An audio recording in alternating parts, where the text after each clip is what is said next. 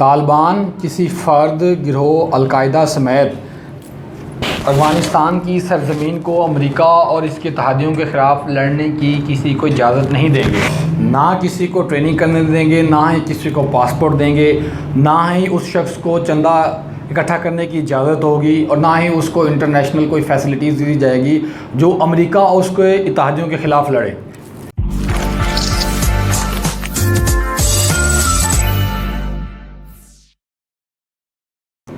मैं हूं अली तला चौधरी और आप देख रहे हैं ATC 92। नाज़रीन, आज मैं जिस मौजू पे बातचीत करना चाह रहा हूं वो इंतहाई हसास है दोनों लिहाजों से, हमारे पाकिस्तान के जज्बाती हिसाब से भी और हमारे मज़हब इस्लाम के हवाले से भी। अभी तालिबान को जो फ़तह मुबीन करार दिया जा रहा है, जो उन्होंने काबुल पे फ़तह हासिल की और उसे फ़तह मुबीन या फ़तह मक्का के बराबर करार दिया जा रहा है या उससे तशबीह दी जा रही है। पहली बात है, ये तशबीह देना इंतहाई नामुनासिब और गैर जानिबदार काम है। अब इसको देखने के लिए हमें अपने लोकल अखबारों की बजाय इंटरनेशनल सतह पे भी देखना चाहिए। अब पूरी दुनिया को पता है कि इस वक्त अमेरिका सुपर पावर तो है, उस तरह का सुपर पावर नहीं है जिस तरह के आज से 10-15 साल पहले था, लेकिन आल दो कि दुनिया के जितने भी आलमी इदारे हैं जिसमें UNO है, WHO है, IMF है और ILO है और हज़ारों इस तरह के इदारे जितने भी हैं वो सारे अमेरिका के कंट्रोल के अंदर हैं। या तो उनके हेड ऑफिस अमेरिका के अंदर हैं या उन ममालिक के अंदर हैं जिनके ऊपर डायरेक्ट अमेरिका का कंट्रोल है। तो वो जो भी खबर प्रिंट होगी किसी भी न्यूज़ एजेंसी की, किसी भी मीडिया ग्रुप की, तो वो अमेरिका और इन एजेंसियों के बगैर नहीं हो सकती। तो पहली बात है कि अब ये जो पूरा मार्केट में एक वाबेला मचा हुआ है, हमें अंधाधुंध उसके ऊपर एतबार नहीं करना चाहिए। हमें सोचना चाहिए, हमें सवालों को देखना चाहिए कि अब तालिबान का जो अमेरिका के साथ दोहा में मुआहिदा हुआ, वो मुआहिदा क्या था। ये जो मैंने इस वीडियो के शुरू में 2 जुमले पढ़े हैं वो उस मुआहिदे का एग्रीमेंट का निचोड़ है। अभी क्या हमने वो एग्रीमेंट पढ़ा जो आज से 6 माह पहले फरवरी के अंदर हुआ? क्या हमारी आवाम ने ये सोचा कि अमेरिका ने तालिबान को वीज़े क्यों इशू किए, या अफ़गानिस्तान की गवर्नमेंट ने तालिबान को पासपोर्ट किस तरह से इशू किए, वो किस तरह से कतर में पहुँचे और कतर को मिनी अमेरिका या अमेरिका ऑफ एशिया क्यों कहा जाता है? क्या किसी ने ये बात सोचने की या समझने की कोशिश की? दुनिया में अमेरिका के जितने भी अड्डे अमेरिका के अंदर हैं उससे ज़्यादा बाकी दुनिया के अंदर हैं और उसकी सबसे ज़्यादा जो रेशो है वो कतर के अंदर, जिस वजह से उसे मिनी अमेरिका कहा जाता है। वहाँ पे नेवल फोर्सेस, उनकी एयर फोर्स, मिलिट्री एजेंसियाँ, बहुत बड़ा सेटअप है कतर के अंदर। क्या किसी ने ये बात सोचने की कोशिश की कि वहाँ पर उनको कतर गवर्नमेंट से VIP प्रोटोकॉल किस चक्कर में दिलवाया गया? अशरफ गनी की जो बेसाख्ता हुकूमत थी उसको कैसे बाईपास किया गया? उनको स्टेक होल्डर का दर्जा क्यों दिया गया? फिर तालिबान से आज से 6 महीने पहले उनके साथ ये एग्रीमेंट क्यों किया गया?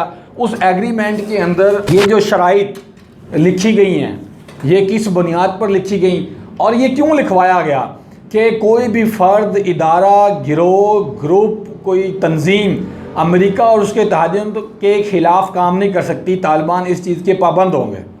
क्या हमारी सादा लो आवाम ने उस एग्रीमेंट को पढ़ने, उसको समझने की कोशिश की? गुआंतानामे बे जेल से अमेरिका ने कई तालिबान को वहाँ पे रखा और गाजर और लाठी वाली पॉलिसी से उनको ट्रेन किया। पाकिस्तानी जेल से अमेरिका ने तालिबान को रिहा करवाया। ये सारे जो सवालात हैं और इसके अलावा भी बेशुमार सवालात, क्या आप लोगों ने इस चीज़ को समझने, पढ़ने की कोशिश की, जांचने की कोशिश की, या अंधाधुंध हमारे कुछ चंद मजहबी रहनुमा जो डॉलर, अमेरिकी डॉलरों और सऊदी रियालों पर पलते बढ़ते रहे? आज वो मुल्ला जो कभी अपने 9 उम्री में स्कूल लाइफ में साइकिलों पर मदरसे जाते होते थे या मदरसा लाइफ के अंदर, आज उनके पास 2.5 करोड़ रुपए की पराडो कहाँ से आ गई पिछले 25 से 30 सालों में? अफगान जहाज जो कि अमेरिका और सऊदी अरेबिया ने पाकिस्तान के साथ मिलकर रशिया के ख़िलाफ़ लड़ा था, तब जो उन्होंने डॉलर भेजे थे वो किस किस बंदे को डॉलर मिले, किस किस आलिम को मिले? फिर क्या किसी बंदे ने ये सवाल सोचने की कोशिश की कि आज से 6 माह कबल हमारे यही उलमा दीन कह रहे थे कि वो कैपिटलिज्म और कम्युनिज़म की जंग थी, जो अफ़गान और रशिया जिहाद था, वो अमेरिका और रशिया की जंग थी। हम पिस्पा हो गया उसके अंदर, हमें जालसाजी में फंसाया गया।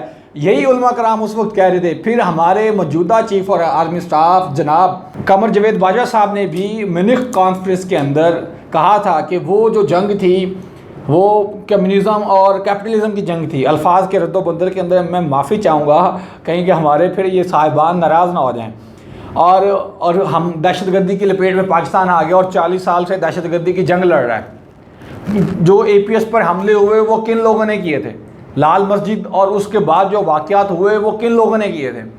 क्या हमारी इमाम ने ये सब कुछ सोचने और समझने की कोशिश की, या अंधाधुंध जो हमारे मौलवी और अखबारात हमारे बोलना शुरू कर दिए उसके ऊपर अंधाधुंध यकीन कर दिया, और कोई बात उससे दलाइल से करता है तो खुदा न खासा उससे लिबरल और पता नहीं क्या क्या कहना शुरू कर दिया।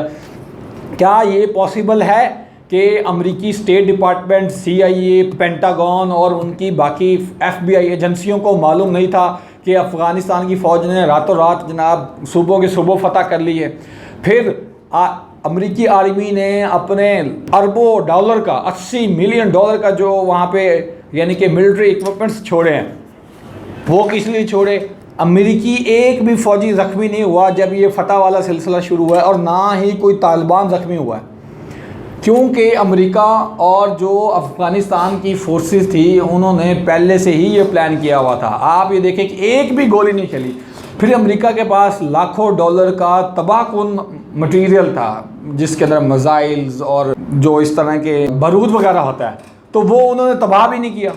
फिर कुछ 1-2 हेलीकॉप्टर्स हमें जो उनके एयरपोर्ट पर पड़े हुए थे वो तोड़ फोड़ के हमें दिखा दिए, और मीडिया को दिखाने की कोशिश की कि अमेरिकी फ़ौजी जो गए हैं और ये चीज़ें तोड़ फोड़ के गए हैं। और भाई 3 लाख से 6 लाख तो राइफल्स थी, पिस्टल्स की तादाद नहीं है, गॉगल्स की तादाद नहीं है, वो क्यों नहीं तबाह करके गए। और उनका सबसे बड़ा परचेज़र जो है वो इंडिया है। इंडिया ने परचेज़ क्यों नहीं किया, या इंडिया को परचेज़ क्यों नहीं करने दिए गए, वहाँ क्यों छोड़ के गए। ये सारे वो सवालात हैं जो कि हमारे उन उलमा दीन और मीडिया के ऊपर किए जा सकते हैं, या हमें करने चाहिए, सोचना समझना चाहिए, जो इसे फ़तह मुबीन करार दे रहे हैं। अब हमारी आवाम जब तक अंधाधुंध सोचती रहेगी तब तक हम ये खुशफहमियों में के मलबे तले दबे रहेंगे। मुझे पूरी उम्मीद है कि आप इन सवालों को सोचने समझने की कोशिश करें। मुझे इजाज़त दीजिए और इस वीडियो को ज़्यादा से ज़्यादा शेयर करने की कोशिश करें ताकि हमें पता चले कि हमारा मीडिया कितना पेड है, हमारे उलमा दीन कितना पैसा लेते हैं, और किस तरह अमरीकी साम्राज्य आलमी सरमायादार की बातों को मनोअन बोलते हैं। बहुत शुक्रिया। अल्लाह हाफिज़। Subscribe and press the bell icon.